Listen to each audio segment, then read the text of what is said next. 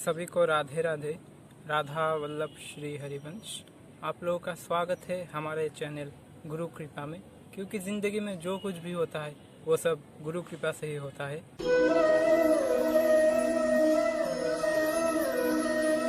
तो सबसे पहले आप लोगों को आज की एकादशी की ढेर सारी शुभकामनाएं, क्योंकि आज है पवित्र रूपना एकादशी।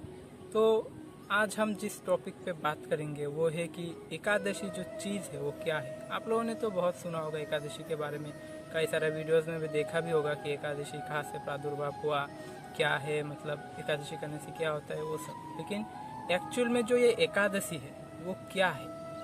जो एकादशी जो है वो एक ज़रिया है। कौन सा ज़रिया? भगवान तक पहुँचने के लिए। मतलब एकादशी जो है वो एक ज़रिया है भगवान तक पहुँचने के लिए। तो भगवान ने एकादशी क्यों बनाया?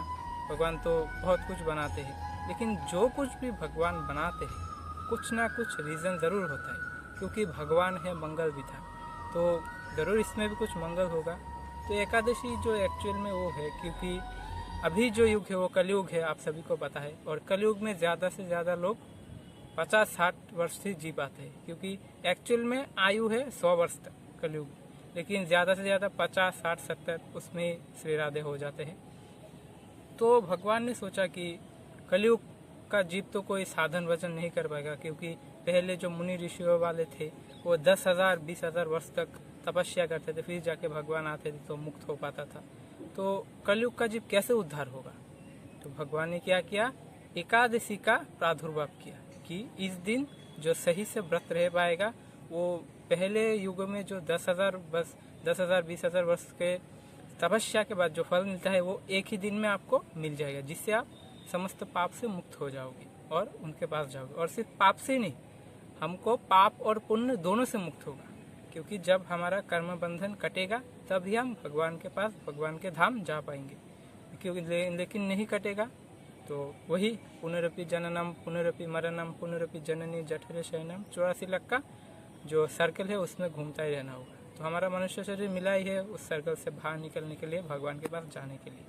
और देखेंगे आप लोग एकादशी में कई सारे लोग बहुत सारे मतलब पकवान, एकादशी का जो आटा है वगैरह वगैरह बहुत कुछ बनाते हैं और खाते हैं। लेकिन एक्चुअल में जो एकादशी का व्रत है वो जितना आप शरीर को कष्ट दे के उन सारा दिन उन दिन भजन कर सके, एकादशी के दिन जितना भजन कर सकोगे उतना ही आपका भगवान के पास जो जाने का जो जरिया है वो पुष्ट होता चला जाएगा। जितना कष्ट होगा एकादशी के दिन उतना ही आप समझोगे पाप मेरा धीरे धीरे खत्म हो रहा है।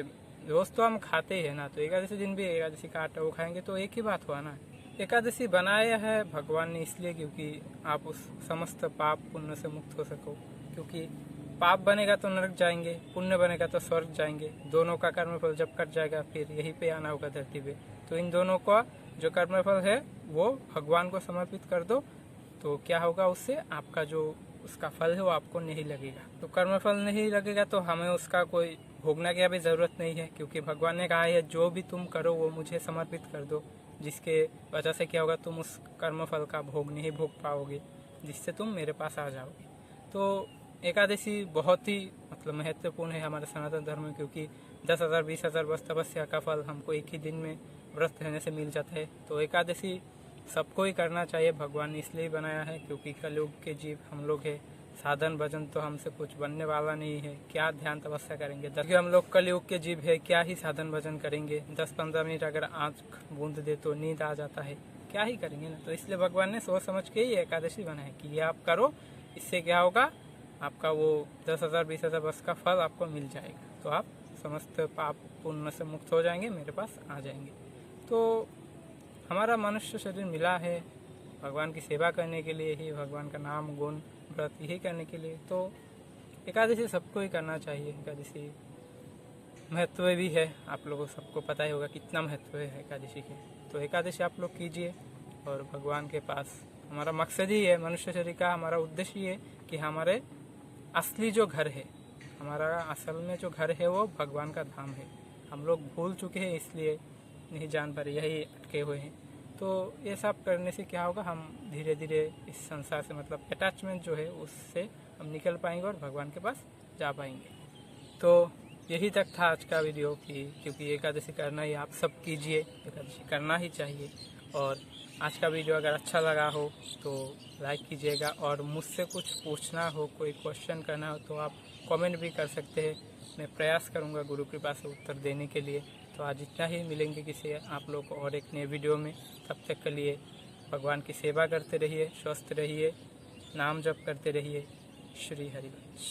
श्री राधा राधा